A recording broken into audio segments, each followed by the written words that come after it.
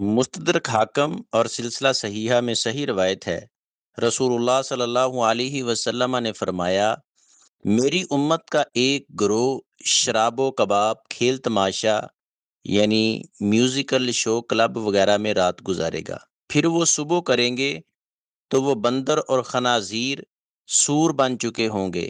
یہ عذاب ان پر اس لیے ہوگا کہ وہ شراب پیتے، ریشم اور گانے بجانے والی عورتوں کا اہتمام کرتے تھے۔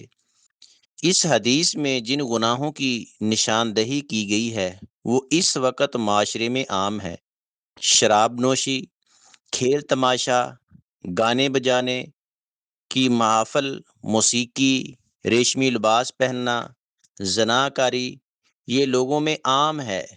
دل میں اس کی قباحت ختم ہو جائے گی، اور بعض لوگ تو زبان سے بھی یہ کہتے ہیں کہ یہ گناہ نہیں ہے، محض دل لگی اور انجوائے ہے۔ ماضی قریب میں رمضان کے مہینے میں ان گناہوں میں ملوث لوگ اللہ کے عذاب کا شکار ہو کر مرے تھے۔